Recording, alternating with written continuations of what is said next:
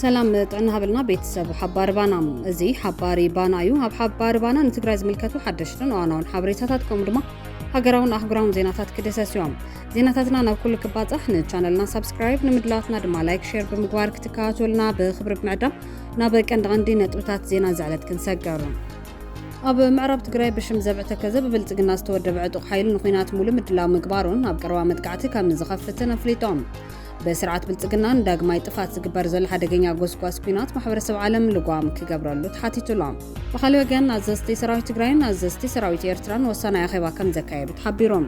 ወታደራዊ ማዕስከር ሰራዊት ኢትዮጵያን በሰራዊት ሱዳን መጥቃዕቲ ድሮን ተፈጺምዎሎም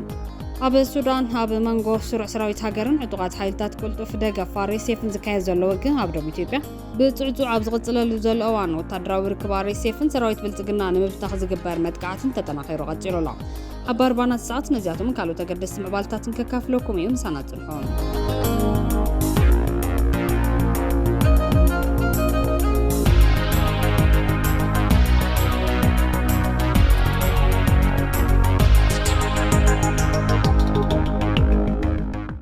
بقدامنت بسرعة بلتقنا نداق ما يطفات زقبار زلو حدقين قوسقاس كوينات محبرسب عالم لقوام كقبرو لتحاتيتهم بسان كده ما وكينات عنوات زبازحون فتح الزنقو عن هزب تقراي تسفاتات سمعنت بريتوريا واقع كسان بمقبار داق ما يكونات نمولع بالعلوات حلفتي تيبيا زقبار زلو قوسقاس حدقين بمخانو محبرسب عالم تخورات كقبرو اللي قبات بايلو لهم بقبر مكايل نقاش تزحيفو عب عديس ستاندارد زوات تزحف كم زمالحتو هزي داق ما يعب تقراي كاي زغل كوينات سبابي مكراتات زقادد زلاين اي محواي تسفاتات سب حدقا زودق هافت عد زبل كم مخان بتوسخي صلو دما هاب زدو زبل زي كونس نملا ኢትዮጵያን ቀርና አፍሪካውን ዘባጽሕ ካውን ከም ዝኻሊ ገለጽም ኣብ ዝሓለፈዋናት ክልተ ላዕሎ ሰመዝ ስርዓት ብልጽግና ብሓባር ኣብ ዘርግሕዎ ጽሑፍ ዳግማይ ኩናት ክፍጠር ከም ዝኽእል ዘስመሩሉ ጉዳይ ኢትዮጵያውያን ኮነ ማሕበረሰብ ዓለም ብትኹረት ከስተብህልሉ ዝግባእ ጉዳይ ምዃኑ ብምግላጽ ኣብ ታሪኽ መዕነዋይ ካብ ዝበሃሉ ውጋት ንዘተኣናገደት ዓዲ ከምዚ ዓይነት መግለጽታት ከም ፖለቲካዊ ዘረባ ጌርካ ጥራሕ ዝውሰድ ዘይምዃኑ ይገልጽ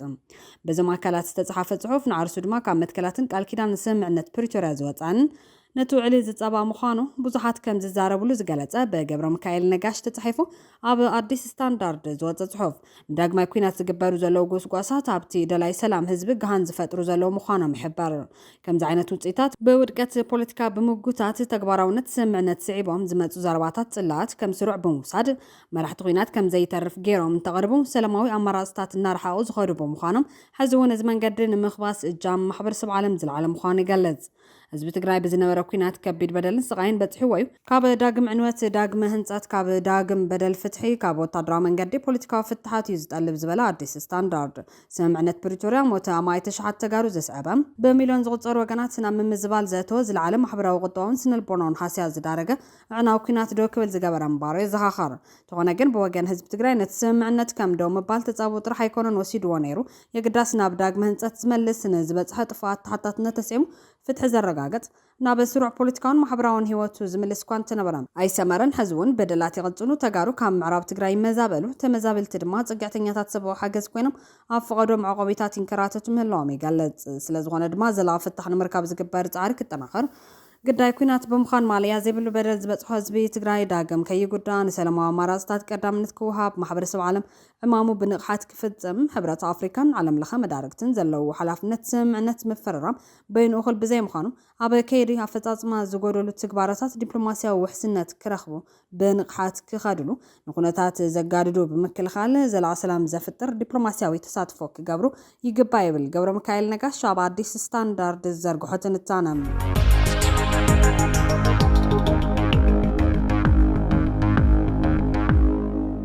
بخالي وجن ناب معراب تجري بشم زبعة كذا ببلتقنا استودع بعد وحيلي نخينات مول مدلا ومقبارو ناب قربا مدقعتي كم زخفتنا فليتهم زابت زباب العل تجارو زار متنات كم زفتنا بأمريكان تكالات تحلات سبا مسلات زرقاقتو دمك أزودو زمرحو زلعط ورار تكوينات كنكفتنا كبلي بعلا وجزالام نت زباب ورار زم حدر زلو كورنيل دمك أزودو هابز اسمع زروا زعتو حيلي ناي زغون يكون سب حاجزن دقفن كحتة زلاي هاب زنبرك قمنا كم زركبن نزغون يكون عمام وتدرا وفري مول بمول دلو مخان قالت سلام تقرن اللي بزها مقلتين إحنا ناي زغون يكون سب مثل ناي متن كاف دليتي لنا ነገር ግን በኃይል መጽኦም ሕገ መንግስትን ምሽርሻርን ህዝባዊ አምሓራ እንደገና ንምጭፍጫፍን ዝፍትኑ አካላት ብፍጹም አይንዕገስን ተኸላኺልና ናጥቂና ናብ ዝመጽሉ ክንምልሶም ኢና ክብል ነቲ በወራር ልፍንታው ኃይልታት ተሓዚሉ ኣትዩ ተጋሩ ዘጽነተሉ ምዕራብ ትግራይ ተጋሩ ኣይረግጽዋን ክብል ተሓኒሎም ብሰናይ ፍቃድ ስርዓት ብልጽግና ምዕራብ ትግራይ ወፍሪ ጽንተት ተጋሩ ዝፈጸመን ሕዚ እውን ዝቕጽለሉ ዘሎን ኮርኔል ደመቀ ዘውድን ምምሕዳሩን ሕዚ እውን እቲ በወራር ዝሓዝዎ መሬት ትግራይ ከም ዘይለቅዎን ዝኾነ ይኹን መጥቃዕትን ምኽፋት ድልዋት ምዃኖም እዮም ዝሕነዩ ዘለዎም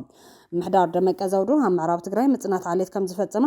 በሚኒስተር ጉዳያት ወጻኢ ኣሜሪካ ሓዊሱ በተሓላጢ ሰብኣዊ መሰላት ክሲ ከም ዝቐረበሉ ዝከርዩ ሰበስልጣንን ኃይልታት ጸጥታን ኢትዮጵያ ኣብ ዞባ ምዕራብ ትግራይ ኣብ ልዕሊ ተጋሩ ምግሃስ መሰላት ይፍጽሙ ከም ዘለዉ ሂማን ራይትስ ዎች ኣፍሊጦም ዝሕጋዊ ማሰርቲ ከምኡውን ኣብ ምንቅስቓስ ኣብ ስራሕ ኣብ ኣገልግሎት ምርካብ ከቢድ ገበን ምግባርን ይቕጽል ከም ዘሎ ዓለም ለኻዊ ተሓላጢ ሰብኣዊ መሰላት ጠቒሱሎም ኣብ መወዳእታ ወርሒ ሚያዝያ 2026 ዕላዊ ኣብ ዝገበረ ጸብጻብ ኩናት ትግራይ ካብ ዘብቅዕ ኣስታት 4 ዓመት እኳ ኮይኑ እንተሎ ዓሌታዊ ገሰት ብሰፊሑ ይቕጽል ኣሎ ኢሉ ነይሩ ኣብ ምጅማር እዋን ኩናት ትግራይ ጀሚሮም ካብቲ ከባቢ ዝተባረሩ ተጋሩ ሕዚ እውን ኣብ ዝተፈላለዩ ከባቢታት ተኽልል ኣብ ዝርከቦም ዓስከራት ስደተኛታት ኣብ ዘስካሕክሕ ኩነታት ከም ዝርከቡ ጸብጻባት ይሕበሮም እቶም ኣስታት 1 ሚልዮን ዝኾኑ ዜጋታት ብፍላይ ምስ ምፍራም ውዕሊ ፕሪቶርያ ተኣሲሩ ናብ መረበቶም ክምለሱ ተስፋ ገይሮም ዝነበሩ ኮይኖም ዛጌድ ግን ኣይተመለሱን እቲ በሰመዚ ክልል ኣምሓራ ተወሪሩ ዘሎ ከባቢ ምዕራብ ትግራይ ካብ እዋን እቲ ኩናት ጀሚሩ ኣብ ትሕቲ ዕጡቓት ኣምሓራ ኣትዩ ይርከብ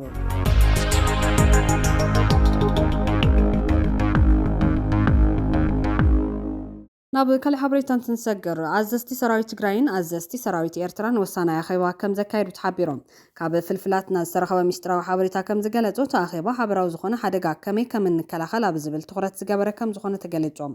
ጀነራላት ሰራዊት ትግራይን ጀነራላት ሰራዊት ኤርትራን ቅድም ክብሉን በተደጋጋሚ ከም ዝተራኸቡ ዝገልጹ ፍልፍላትና እቲ ሕዚ ኣኼባ ግን ከም ዝፍለን ዓበይቲ ውሳነታት ከም ዝተወሰነሉን ተፈሊጦም ብልጽግና ንመሻርክቱን ጽምዶን ንምብታን ናብ ልዕሊ ሕወሓት ጽምዶን ተደጋጋሚ ዘየድሊ ታሪኽ እኳ እንተፈጸሙ ይኹን እምበር ጽምዶ ድልዱል ዓላማን መሰረትን ዘለዎን በቐሊሉ ክፈርስ ዘይኽእልን ስለዝኾነ መሻርክቲ ብልጽግና ዝሓዝዎ ፕሮጀክት ከም ዘይዕወት ተንተንቲ ፖለቲካ ገሊጾም ስለዚ ድማ ጽምዶ ትግራይን ኤርትራን ናብ ዝለዓለ ብርኪ ከም ዝበጽሐን ናብ ወታደራዊ ቃል ኪዳን ከም ዝተሸጋገረን ካብ ወታደራዊ ፍልፍላትና ዝተረኸቡ ሓበሬታ ይረድእ እዚ ብዓብዩ ሓበራዊ ሓደጋ ንምክልኻል ተባሂሉ ዝተጀመረ ርክብ ትግራይን ኤርትራን ኣብ ዝዋን እዚ ርእሲ ሕማም ስርዓት ብልጽግና ኮይኑ ከም ዘሎ ዝሕበር ዘሎ ኮይኑ ጻሕታራይ ባህሪ ስርዓት ብልጽግና ኣብ ዞባ ዝተጻወቱ ሓደገኛ ቁማር ብኩሉ መዳይ ክኽበብ ከም ዝገበሩ ይሕበር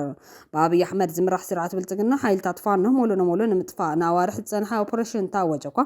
ኦፕሬሽን ገና ካብ መጀመርያ ከም ዝፈሸለን ኣብ ጎጃም ሰራዊቱ ይውድ ከም ዘሎን ዓበይቲ ሚድያታት እናጸብጸባ ይርከቦም ኃይልታት ፋኖ ካብ ክልል ኣምሓራ ወጻኢ እውን ኣብ ክልል ኦሮሚያ ተደጋጋሚ ምጥቃዕቲ ይፍጽሙ ከም ዘለው እናተሓበረ ይርከቡ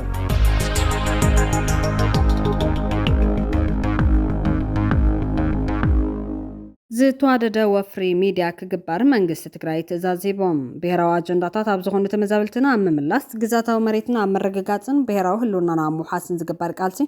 ኣብ ምጥንኻር ገዳ ሚድያን ኮሙኒኬሽንን ዓብዪ ክብሉ ገሊጾም ሓላፊ ቢሮ ጉዳያት ኮሙኒኬሽን ትግራይ ዶክተር አብርሃም ሓጎስ ኣብ ትግራይ ምዕሩይ ኮሙኒኬሽን ኩሉ እንተኾይኑ ናይ ሚድያን ኮሙኒኬሽን ስራሕቲ ጥራሕ ዘይኮነስ ናይ ኩሉ ዓቕሚ ተዓርፎ እዮም ሕድሕድ ኣብያተ ዕዩ ድማ ስራሕትን በዚ መንገዲ ማሕበረሰብ ክፈልጦ ክገብራ ይግባእ ክብሉ ገሊጾም ኣለዎም ቢሮ ጉዳያት ኮሙኒኬሽን ትግራይ ኣብ ዝተፈላለዩ ዛዕባታት መሰረት ገይሩ ኣብ ዝተፈላለዩ ኣብያተ ዕዮ ምስ ዝርከቡ ሰብ ሞያ ርክብ ህዝብን ሓበሬታታትን ካልኦትን መድረኽ ዘተ ተሳሊጡሎ እቲ መድረኽ ዘተ ብሓላፊ ቢሮ ጉዳያት ኮሙኒኬሽን ዶክተር አብርሃም ሓጎስን ምክትሎም ኣይተጸጋዛ ኣብ ካሳን እናተመርሐ ኣብ እንታይነት ስራሕቲ ርክብ ህዝብን መንግስትን ትልሚ ሚድያን ኮሙኒኬሽንን ኢሉውን ንቐጻሊ ከመይ ተሰጣጢምካ ክስርሐሉ ኣብ ዝብሉ ቀንዲ ዛዕባታት መሰረት ገይሩ ይሳለጥ ዘሎ ሕዚ ዘለናሉ ኩነታት ምርዳእ ግድን እዩ ከም ብሄር ኣብ ሓደጋ ኣቲና ኣለና ዝበሉ ዶክተር አብርሃም እዚ ኩነታት ሕብረተሰብ ክፈልጦ ሚድያን ኮሙኒኬሽንን ዝለዓለ እዩ ስለዚ ኣብ ስራሕቲ ርክብ ህዝብን ህዝብ ዘለኩም ሰሞያ ልዑል ጻዕሪ ይጠልብ ኢሎም ኣብ ስራሕቲ ሚድያን ኮሙኒኬሽንን ከም ዓብይ ግንባር ተወሲዱ ካብ ላዕሊ ክሳብ ታሕቲ ክስርሐሉ ተወሲኑ እዩ ዝበሉ ሓላፊ ቢሮ ጉዳያት ኮሙኒኬሽን ዶክተር አብርሃም ሓጎስ አጀንዳታትና ንሸጠሉ ህልው ኩነታትና ንማሕበረሰብ ዓለም ነጋውሕሉ ኢሉውን ብወገን ጸላኢ ዝመጽእ ኩነታት ንከላኸለሉ መንገዲ ክህሉ ግድን ይክብሉ ኣገንዚቦም ሕዚ ዘለናሉ ኩነታት ምርዳእ ግድን እዩ ከም ብሄር ኣብ ከቢድ ሓደጋ ኣለና እዚ ኩነታት ሕብረተሰብ ክፈልጦ ገዳ ሚድያን ኮሙኒኬሽንን ዝለዓለ እዩ ስለዚ ኣብ ስራሕቲ ርክብ ህዝቢ ዘለኹም ሰሞያ ልዑል ጻዕሪ ይጠልብ እውን ኢሎም ዶክተር አብርሃም ሓጎስ ትግራይ ክትከፍሎ ዘይግባእ ትኸፍለላ በጀት ነዳዲ መድሓኒት ተኸልኪሉ ኣብ ትግራይ ብሃይማኖት ክፋፊልካ ንዓብ ክልዓል ጻዕርታት ኣሎ እዚ ሽርሒ ጸላእቲ ኣበርዒና እታባይታ ዘል ሐቅ በዋን ምላሽ መሃብን ሕብረተሰብ ክፈልጦ ምግባርን ግደሰም ያረክብ ህዝብ ዝለዓለ ኢሎም አለው ዶክተር አብርሃም ሓጎስ ንብስ ወከፍ ሓለፍቲ አብያት ዕዮ ናይ ባዕሎም መርበብ ሓበሬታ ሃልዮም ስራሕቲ ዕዮም ክጥቅዑ ግዴታ አሎም ዝበል ዶክተር አብርሃም ኣብ ሚድያታት ወፅኦም ወይ ድማ ብዛዕባ ስራሕቲ ዕዮም እንትሕተቱ መልሲ ክቡ ግባ አሎም ክብሉን አስሚሮም አሎም ሕዚ ከም ክልል መንግስትና ተመሊሱሎ ስለዚ ነቲ መንግስቲ ምጥንኻርን ምሕጋዝን አድላዩ ብፍላይ ሕቶታት ህዝቢ በዋን መምላስን ምትንጋርን ክህልሎ ኢሎም ከም መጠን ሰሙ ያረክብ ህዝቢ ኣብታ ዘላትና ዓቕሚ ኮይና ጽጹይን ዝተወደበን ሓበሬታን ህዝብና ከነጋውሕ ይግባ ክብል ድማ መልእኽቶም ኣመሓላሊፎም እዮም ስለዚ ኩሎም ሰሙ ያረክብ ህዝቢ ንህዝቢ ህዝባዊ ዕላማ ሒዞም ብስርሖም ዝተኣማመኑ ጽጹይ ሓበሬታ ዝምገቡ ሓደሽቲ ሓሳባት ዝፈጥሩ ኩነታት ዓለም ዝግንዘቡን ክኾኑ ትፅቢት ይግበረሎም ዝበሉ ሓላፊ ቢሮ ጉዳያት ኮሙኒኬሽን ዶክተር አብርሃም ሓጎስ ሕዚ ዘይተዛዘመ ዕማም ኣለና ነዚ ብዝኾነ ይኹን መዐቀኒ ከነዕውቶ ይግባእ ክብልዮም ዘጋንዝቦም ተመዛበልቲ ምምላስ ግዛታዊ መሬትና ምርግጋፅን ብሄራዊ ህልውናና መውሓስን ቁልፊ ኣጀንዳና እዩ ኣብ ምምላስ ተመዛበልቲ ከምቲ ናይ ዝሓለፈ ወረዳታት ጸለምቲ ዘጋጠመ ጌጋ ዘይኮነስ ውሕስኖም ተሓልዩ ክምለሱ ግድን ይክብሉ ኣስሚሮምሎም ካብ ዝብተወሳኺ ዝወፃ ኣዋጅ ተግባራዊ ምግባር ውሕስ ፀጥታ ክህሉ ምሕጋዝ ኣውንታዊ ክብርታት ህዝብና ምዕቃብ ዓርሰ ምርኮሳና መረግጋፅ ዝምድናና ናብ ዝሐሸ ብርክነ ምስትግጋር ርክብ ህዝብን ህዝቢ ምጥንኻር ዘለናሉ ጂኦፖለቲካዊ ኩነታትን ኣቀማምጣናን ብዝግባእ ምርዳይ የድሊ ኣብ መንጎ ህዝብታት ትግራይን ኤርትራን ሱዳን ተጀሚሩ ዘሎ ርክብ ብሓፈሻ ምስ ኩሎም ጎረባብቲ ህዝብታት ክጉልበት ምግባር ወሳኒ ኢሎም ዶክተር አብርሃም ኣብ ውሽጢ ዓዲ ይኹን ኣብ ወፃእ ዘለዉ ኩሎም ተጋሩ ሚድያታት ትግራይ ክጠናኸሩን ኩሉ መዳይ ሓገዛቶም ከበርክቱን ድማ ተላብዮም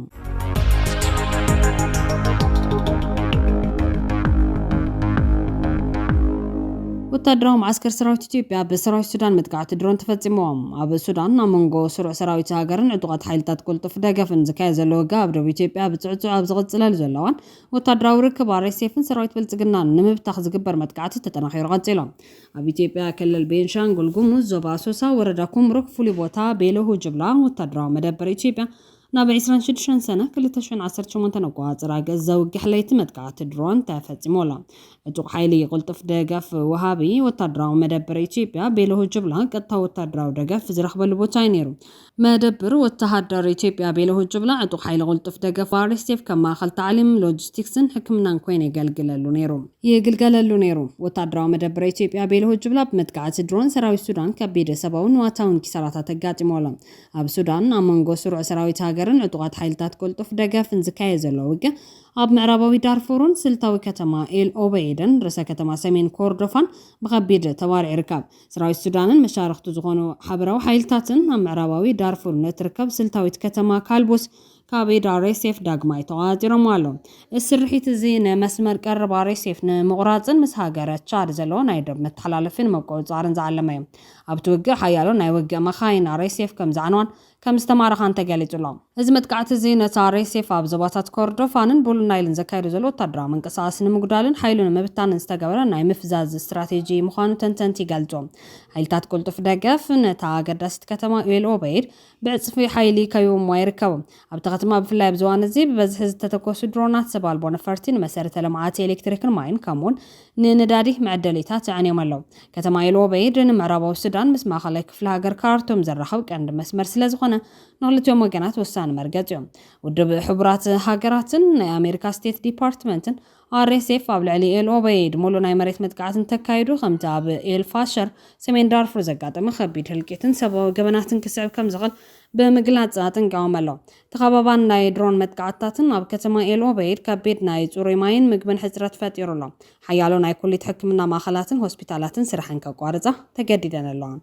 ቤት ምኽሪ ሰብኣዊ መሰላት ሕቡራት ሃገራት ብሰንኪ እዚ ኣብ ዙርያ ኤል ኦበይድ ተፈጢሩ ዘሎ ህፁፅ ስጋት ኣብ ጀኔቫ ህፁፅ ኣኼባ ክፅውዕ ተገዲዱሎ እቲ ኩናት ሕዚ እውን ኣብ ዝኸፍአ ደረጃ ዝሰጋገሩሉ ዘሎ ይመስል ክልቲኦም ወገናት ድማ ብወታደራዊ ሓይሊ ንምስዓር ስለዝወሰኑ ናይ ሰላም ዘተታት ተዓጊቶም ይርከቡ እዚ ከም ዘሎ ኮይኑ ግን ኣብ ዙርያታ ስትራቴጂካዊት ከተማ ኤል ኦበይድ ርዕሰ ከተማ ሰሜን ኮርዶፋን ተፈጢሩ ዘሎ ወታደራዊ ከበባን ምስሓብን 500,000 ሰላማውያን ዜጋታትን ልዕሊ 100,000 ተመዛበልትን ከቢድ ጀምላዊ ህልቂትን ሰብአዊ ቅልውላውን አቃሊዕዎም ይርከብ ብሰንኪ ኣስጋ ኩነታት ናይ ውድብ ሕራት ሃገራት ባይተስዋ መሰላት ሎም ዓርቢ 3 ሐምለ 2026 ህጹጽ ክተኻካይድ መደብ ሒዙላ ሓይልታት ቁልጡፍ ደገፍ ሬሴፕ ፋብ ዙርያታ ብሰራዊት ሱዳን ትመሓደር ከተማ ኢሎቤድ ሓደሽቲ ወታደራዊ ሓይልታት ብበዝሒ ዋፍርሎም ኣብ ዝሓለፉ ሳምንታት ብዝተኻየዱ ቀጽልቲ መጥቃዕታት ሰብኣል በነፈርቲ ብውሕዱ 15 ሰላማውያን ሰባት ተቐቲሎም ብሰንኪ መጥቃዕታት ድሮን ቀረብ መብራህትን ቀንዲ መዕደል ነዳድን ከስለዝዓነው ናይ ማይ ፓምፕታት ደው ኢለን ኣለዋ ናይ ሓደ በርሚል መስተማይ ዋጋ ካብ 9,000 ናብ 25,000 ናይ ሱዳን ፓውንድ ደይብሎ ዋጋ ምግቢ ብሰንኪ ተኸበባ ክሳብ 300 ወሲኹሎ ተኸባቢ ኣብ ትሕቲ ከቢድ ናይ ጥሜት ስጋት ይርከብ ህጻናት ሓዊሱ ኣማይት ሰባት ይቆስሉን ይሞቱን ኣለዉ ትካላት ከም ኣህጉራዊ ቀይሕ መስቀል ICRC ህጹጽ ናይ መጥቃዕቲ ኣቑሑትን ጸረ ኮሌራ መድሓኒታትን የቕርብሎም ዓለም ለኻዊ ማሕበረሰብ ዝሕዚ ኣብ ኢልኦቤድ ዝረአ ዘሎ ከበባ ምስቲ ኣብ ከተማ ኤልፋሸር ዝተፈጸመ ከቢድ ዓሌታዊ እልቂትን ገበናት ውግን ተመሳሳሊ ከይኸውን ይሰግሎ